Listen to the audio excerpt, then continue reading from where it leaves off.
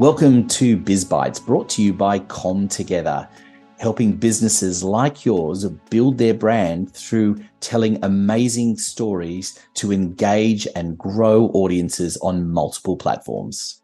Have you ever wanted to cut through the incredible amount of noise that's going on to gain clarity, particularly mentally, so that you are focused and you can strengthen relationships and master the art of listening? Well, we want you to be listening in to this special episode of Biz Bites, where I talk to Dr. Sean Botha, a listening specialist and founder of Botha Productions, which introduces his groundbreaking Listen program. He elaborates on his journey from South Africa to Australia and his extensive background in music and healthcare, and his passion for understanding the relationship between sound and stillness. This is something you don't want to miss. You definitely want to sit back quietly and appreciate what he has to say and how the often overlooked sense of hearing, spotlighting its monumental impact on personal well-being and professional success across various fields, really can take hold if you have the right tools. Now, in this very special episode of Biz Bites, Sean is actually presenting at a networking meeting of which I am a regular part of. We've done a couple of episodes in the past, which is a special take from that Business Relationship Matters network.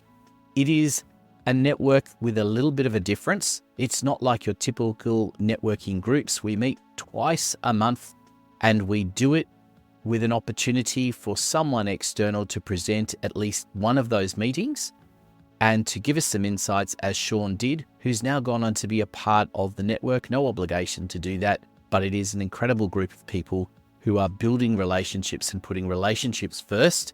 It's not about who's referred to who this week. It is about growing our businesses together. So we will include details for Business Relationships Matter in the show notes, so you can be a part of that as well. But for now, I'd like you to welcome Dr. Sean Botha as he presents to BRM. The Listen program. Hello, everyone. I hope you're having a good day. So this presentation is a bit different from what I normally do. So I'm hoping that my system will do what it's supposed to be doing. So I'm just going to pass this on. So you'll see in the first slide that it's all just the Listen program. So a bit of background. Yes, I'm Sean. Yes, I'm from South Africa. My relationship with the creative arts started in 1987, if not earlier on, but I can't remember that very well. Everything I do originates from a South African artist who is an extremely talented singer and artist in South Africa. And from there, everything in my creative life just exploded. I started writing stories, which I never published. It was just all ideas falling out of my brain on a daily basis.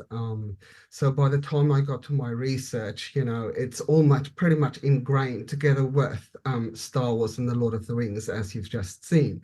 So, and that of course also include my health background, which actually included extensive training into all the major areas of health. So that included psychiatry, community care, general nursing care, intensive care, trauma care, all of the above. So when we fast forward into 2015, what you're getting is somebody who's desperate to get out of nursing. Because nursing in itself is an industry where anything and everything happens. And the one thing that's always made me tick was my music. And before I knew it, without any warning, I was introduced to the music composers of the 20th century. So they're pretty much important because what they did in the 20th century was they took all the rules that everybody created around music and they broke it all. They decided we're now going to start coloring outside of the square. And what they did was the French composers started to experiment with sound. They compressed it, they stretched it, they pulled it into different directions and created these really weird and wonderful soundscapes, which had me completely and utterly enthralled. At some point in time in 2015, I was lying on the ground trying to recover from the heat I just walked in, and I actually was playing a piece of experimental music, which it only took about 20 minutes to calm my entire system down. I was able to stand up and not feel dizzy, and that was purely just from listening to an experimental piece of music. So it became an obsession, and that obsession is still going. So by the time I did my doctoral work, the idea around sound for me became more so about the fact that you cannot separate out sound or silence. And silence is the space where everything begins. But for everything to begin, it needs energy, and that energy is sound. So sound is energy, energy is sound. Sound is silence, and silence is sound. But silence in reality does not exist. And that was proven by an American composer called John Cage. And that just fed the passion.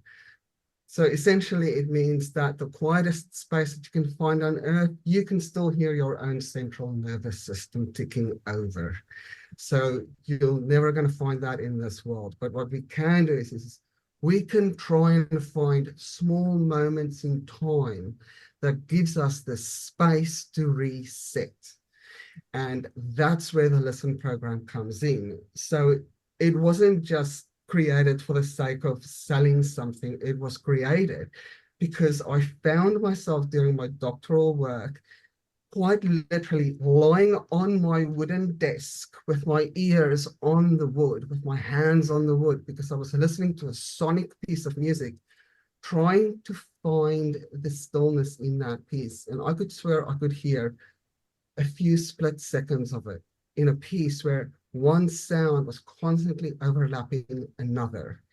And what I realized as I was doing this was that I could feel that sound not just in my hands, I could feel it in my muscles. I could feel it in my bones. I could feel it in my lungs. I could feel my heartbeat trying to adjust itself to the sound that I was hearing in my computer.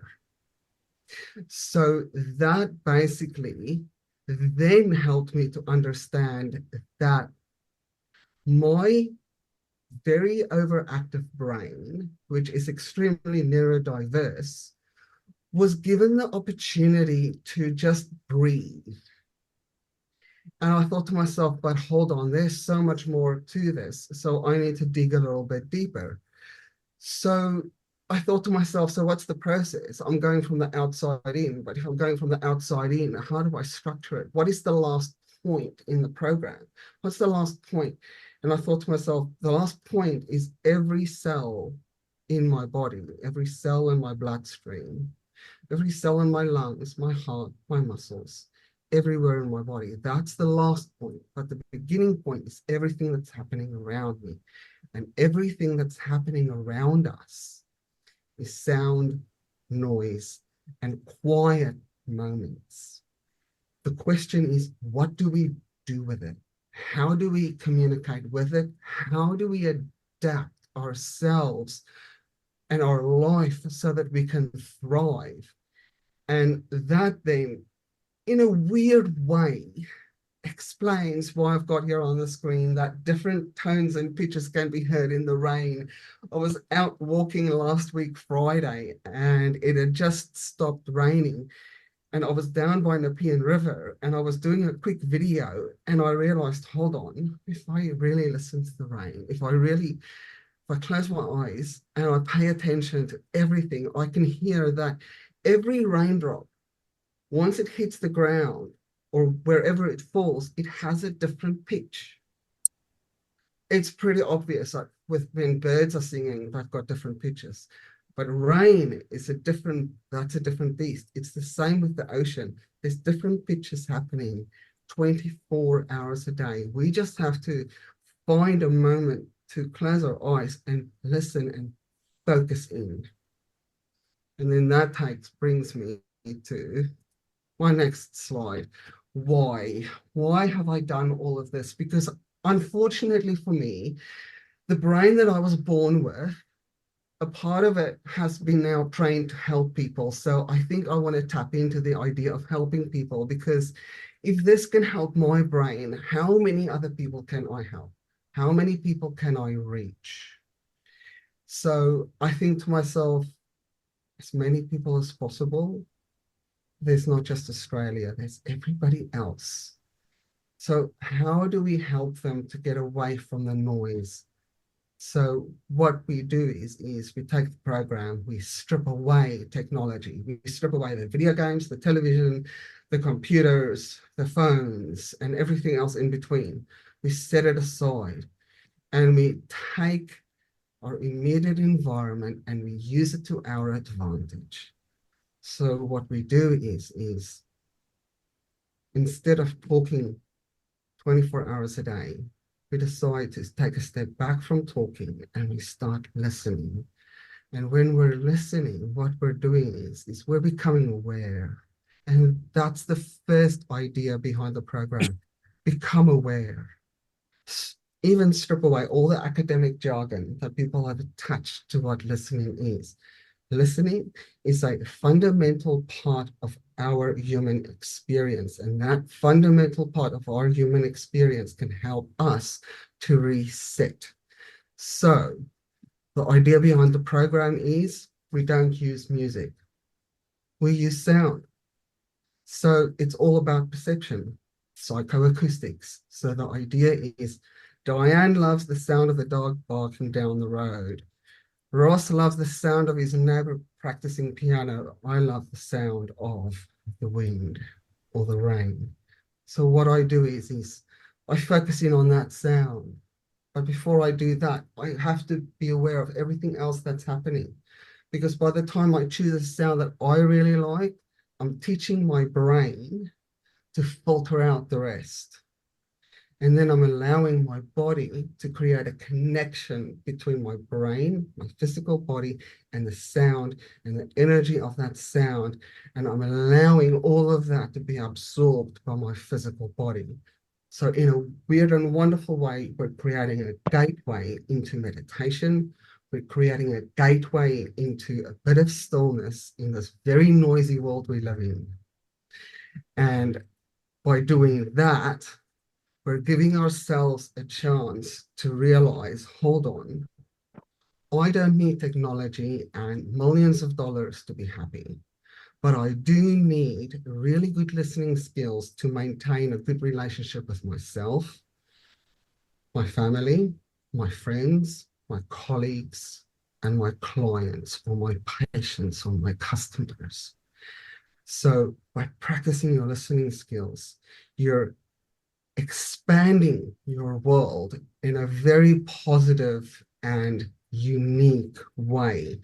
So in my perfect world and my very romanticized idea of how all of this should play out, I want this to work for everybody. But I also understand that we're all unique.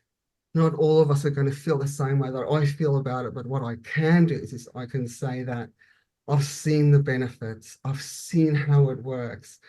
I've had somebody come back to me this week saying that she can feel such a difference. And for a moment, for so many moments during a day, I sit and I ask myself, how much validity is there in my work? And I think to myself, now that's a true academic thinking. I need to not think like an academic. I need to think like, how do I feel when I do it? And look at the feedback that I'm getting. And I'm realizing that if I want to share this, I want to share it in all these industries that I've got here on the screen for us, education, health, corporate, government, health and well-being, the neurodiverse community. I mean, I can help people to focus better when they feel like there's just too much going on in their head. But at the same time, I can help a student nurse to just help to quiet their head before they start their shift. And at the same time, I can do that for a musician. I can help a musician who has to go on stage and do their final recital in their final year of their music studies. Let's quiet your head, get you on stage, and you feel like you're in control of what you're doing. So I'm like thinking, I've created something that goes so far beyond me. And I'm actually quite proud of that work because I never thought I would do something like this. And it is such a, it amazes me on a daily basis to see how much of a difference it can make. So at the end of the day, it's about what the person wants. It's not about what I want. So if somebody comes to me and say, I just want to be able to sleep better, I'll say to them, well, let's try this. If it doesn't work, then we try something else. If you just want to do step 1 and 2, that's absolutely fine. If you just want to do step 1 for 4 months, that's fine. You're doing the program. You're teaching yourself to learn more about your environment. So go for it. So at this stage of the process, I'm finding the program to be, in a nutshell, it's a gateway. And from a different perspective, it is an opportunity to understand the importance of listening. So in conclusion, I was asked a couple of weeks ago, why should anybody take the time to listen to anybody? None of us are obliged to do this. And I thought to myself, but that's not true. That's not true at all.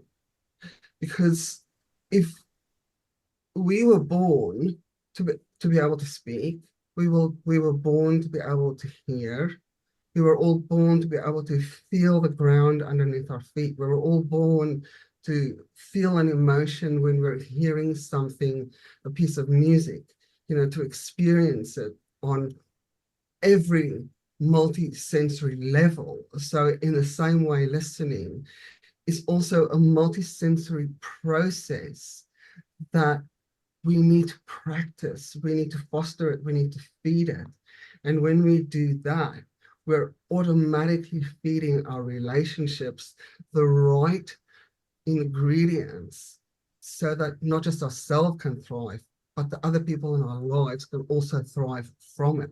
So we're including people, we're pushing away isolation, and we're creating belonging. And that's why the listening process is so important. That's why I actually say speak less and listen more, because by doing that, you're creating meaning. And that's it. It's about meaning and understanding. By listening, we're doing that. And then all the benefits from the program, that all of that, that's just happy side outcomes that your body will thank you for later down the line. Thank you. Sean, so many interesting points in there to discuss, but just wanted to touch on a couple of them initially. You talk so much about noise, and we live in a world where there is so much noise, isn't there? I mean, that's we've so much attention is paid to the visual senses in particular these days, but the noise that even the visual creates and being able to focus on listening, it's a hard art to master, and it's not really taught, is it? I remember actually somebody at university saying to me that we listen with our eyes. And I thought to myself, that's very true. That's very true. We do listen with our eyes. And sometimes we need to, I think, be willing to step away from the visual input so that we can understand all the other noise and sounds that's going on around us, because the visual input is it's an extra ingredient. Because when we go back in time and in history, especially in film and cinema, what you find is ham radio, I do believe they call it in America, where you have your stories that were told through radio. There were no visuals. All you were doing then, you were listening to a story being told on radio. So the visuals is just that extra little benefit. So by taking that visual benefit and saying, okay, this is great, but I'm going to hit pause on this and I'm going to go and step outside and just listen and close my eyes and listen, I'm enhancing that skill automatically, because we're not honing in on what we can see, we're honing in on what we hear. Yeah, I love the power of that and what it can do. And it was funny as you were talking earlier about favorite noises and or sounds that people like to tune into, and I could hear outside the wind, and just how when you focused even just for a moment on that noise of the wind and you really listen into it, it takes you away from everything else. And I think that's a powerful idea, isn't it? And that's what you're trying to convey with some of this. Yes, that's definitely, it's part of it. There is so many other layers to it, and I'm still unpacking layers to it, which I hadn't even thought of. And it just keeps going. There's just more information coming in and more information coming in. Especially in a military context, there's a lot to unpack.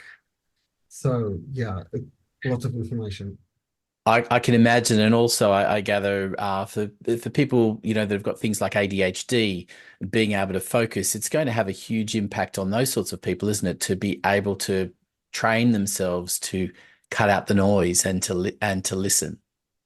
Well, yes, definitely. I have found myself saying to people that there's going to be days where somebody with ADHD will just say, I can't do it, I can't do it today. And it's absolutely okay to feel like that. But there's going to be other days where they'll say, oh man, I really need this now. I'm in overload.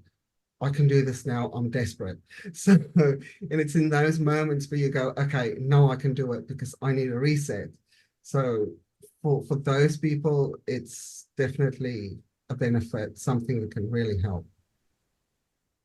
And I suppose the question really is, where do you think the results of all of this will take? I mean, I know it's early days still, but where do you see the impact of this, and how widespread do you think it ultimately should be? Because I know you've talked about touching lots of areas, but is this the kind of thing that should be taught at an early age? Is there a specific age that it works better, and how far do you see the impact?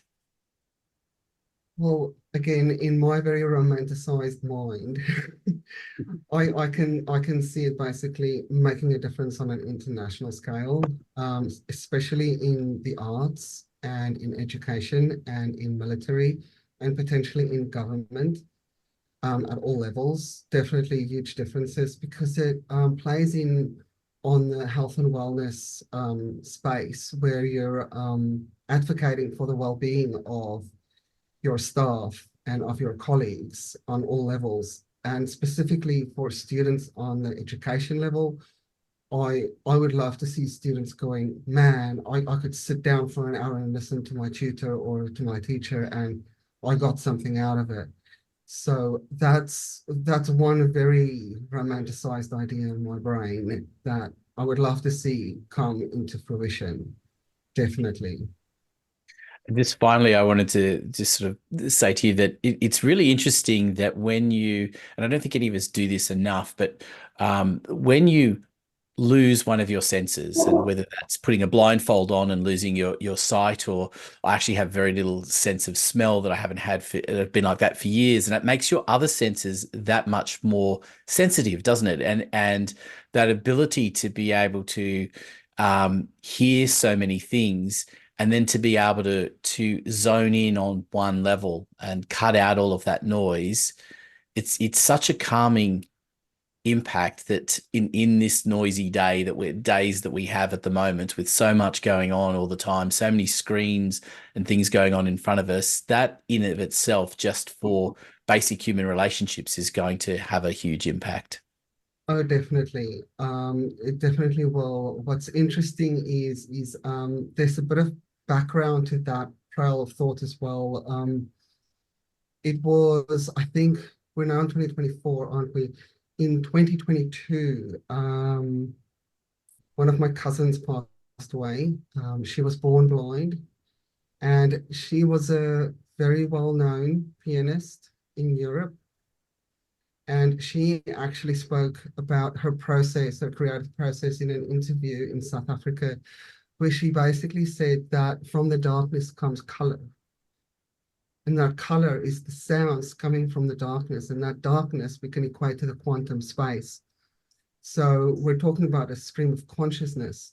So when we're looking at a multisensory approach to listening and cutting off one sense and highlighting other senses, we're creating a stream of consciousness, like she did, because she was doing it every time she put her hands onto the piano.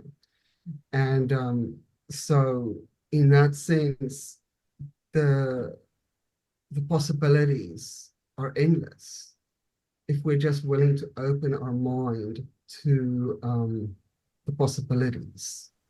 Thank you, Sean, for that incredible presentation and those answers to those few questions that we had at the end there. Again, anyone who wants to be part of the Business Relationships Matter network, please follow the show note details for the link, and or just get in contact with us directly. We'd be happy to extend a free invitation to you. The networking does not cost anything, although we do ask for a donation to the Starlight Foundation, and details of how to do that are all part of the link that we will be happy to share.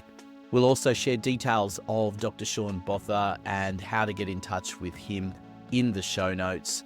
And of course, don't forget, if you are interested in having your own podcast, why not pay attention to Podcast Done For You, and there'll be details in the show notes of how you can listen to that particular podcast series to help you get your podcast up and running, or indeed just come and talk to us at Podcast Done For You, and we make the whole thing happen for you easily.